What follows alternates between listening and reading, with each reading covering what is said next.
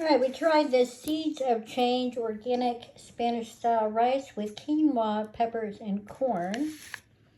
It is 298 calories per serving and non-GMO USDA organic.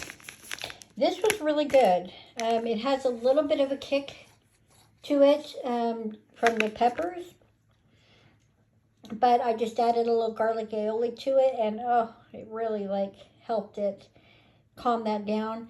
It was a nice combination of rice and quinoa. I would actually get this again, and I would recommend it to others. I'll see if I can find this online. If I can, I'll link it below. But yeah, this is going to be something I will buy in the future again. I thought it was very nice. This would be really good with a avocado crema. Oh, that would be amazing. If you've ever tried this before, let me know what you thought of it.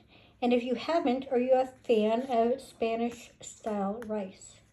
Let me know down below, and I will see you in the next video. Bye-bye.